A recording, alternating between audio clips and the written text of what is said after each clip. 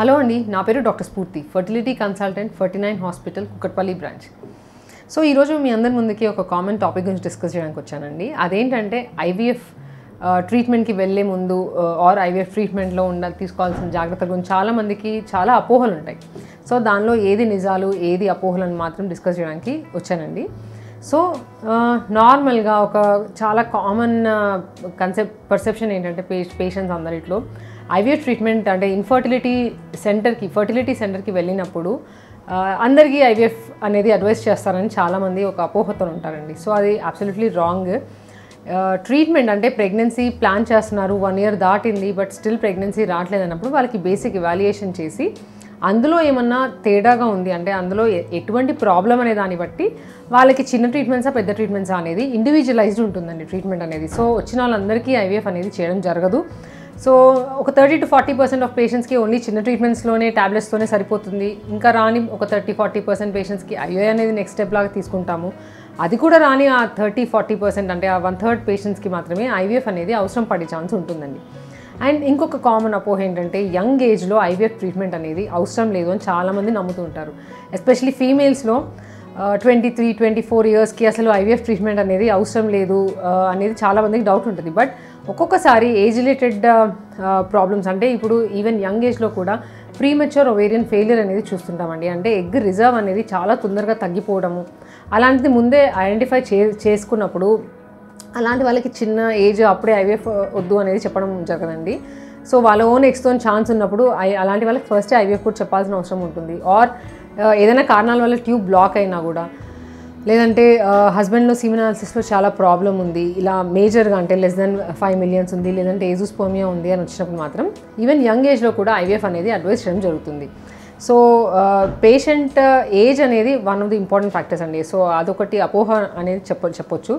And ఇంకొకటి ఏంటంటే ఆడవాళ్ళలో మాత్రమే ఈ ఇన్ఫర్టిలిటీ సమస్యలు అనేది ఉంటాయి అనేది చాలామందికి ఒక అపోహ ఉంటుంది.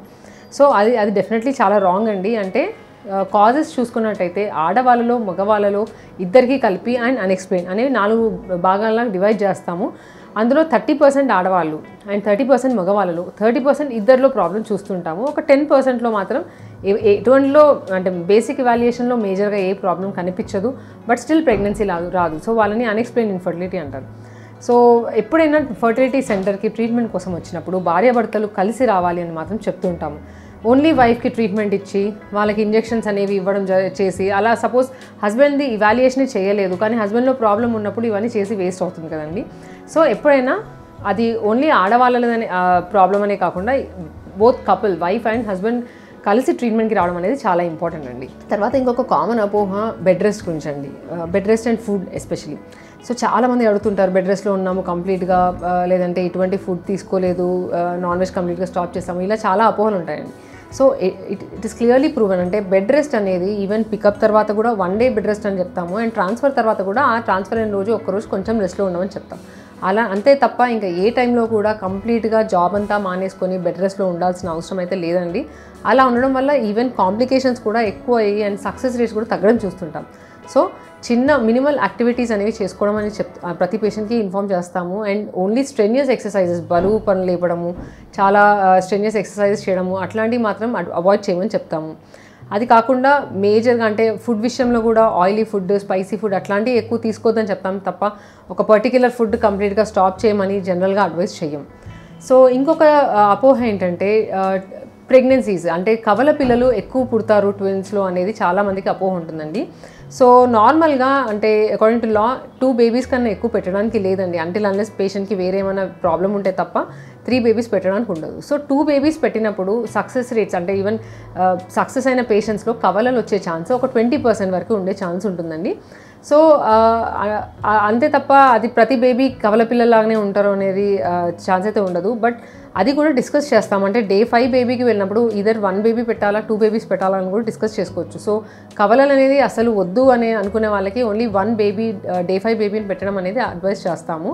సో అలా చేసినప్పుడు ఆ కవల ఈవెన్ ఆ 20% ఛాన్స్ని కూడా తగ్గించే ఛాన్స్ ఉంటుంది. సో ఇంకొక కామన్ అపోహ ఏంటంటే అండి, చాలామందికి డౌట్ ఉంటుంది అంటే ప్రెగ్నెన్సీ ఐవీఎఫ్ ద్వారా పుట్టిన పిల్లల్లో ఏమన్నా అవయవ లోపాలు కానీ ఎక్కువ ఉంటాయా అని చాలామందికి డౌట్స్ ఉంటాయండి. సో అది కూడా అంటే ఇప్పటివరకు అయిన స్టడీస్లో నార్మల్ ప్రెగ్నెన్సీలో ఎటువంటి రిస్క్ ఎంత పర్సెంటేజ్ రిస్క్ ఉంటుందో ఐవీఎఫ్ ప్రెగ్నెన్సీలో కూడా అంతే రిస్క్ ఉంటుందని తెలియదండి. అండ్ ఇప్పటిదాకైన స్టడీస్లో ఐవీఎఫ్ ద్వారా పుట్టిన పిల్లల్లో ఈవెన్ మానసికంగా కానీ శారీరకంగా కానీ ఎటువంటి ఎక్స్ట్రా వేరే ప్రాబ్లమ్స్ కానీ ఏమీ కనిపించలేదు. అదొకటి. అండ్ చాలా మందిలో ఏంటంటే ఈవెన్ ట్రీట్మెంట్స్ తీసుకున్నప్పుడు వాళ్ళకి ఒకవేళ ఇట్లా టాబ్లెట్స్ అనేవి ఎక్కువ తీసుకుంటే క్యాన్సర్స్, ఓవేరియన్ క్యాన్సర్స్ ఎస్పెషల్లీ వచ్చే ఛాన్స్ ఉంటుందని చాలామంది భయపడుతూ ఉంటారు. So according to protocol guidelines ప్రకారము గైడ్లైన్స్లో ఇచ్చిన అన్ని సైకిల్స్ చేసినప్పుడు ఇటువంటి రిస్క్ అయితే ఏవి ప్రూవ్ అవ్వలేదండి. ఓన్లీ అంటే ఇప్పుడు టాబ్లెట్స్తోని ఓవ్యులేషన్ ఇండక్షన్ టాబ్లెట్స్తోని 12 సైకిల్స్ కన్నా ఎక్కువగా అంటే ఫ్రీక్వెంట్గా చాలా సైకిల్స్ 2 years 3 years అట్లా వెళ్ళిన వాళ్ళలో మాత్రం కొంచెం రిస్క్ చూస్తారు. అంతే తప్ప ఈ 6 సైకిల్స్ ఐవీఎఫ్ ఓవ్యులేషన్ ఇండక్షన్ వరకు ఆపిన వాళ్ళలో ఎటువంటి ఎక్కువ రిస్క్ లేవండి. సో ఇవ్వండి అపోహలు. ఇంకా దీనిలో మీకు ఐవీఎఫ్ ద్వారా ఇంకేమన్నా ఐవీఎఫ్లో అపోహల గురించి తెలుసుకోవాలంటే మీరు మమ్మల్ని సంప్రదించవచ్చు. Thank you.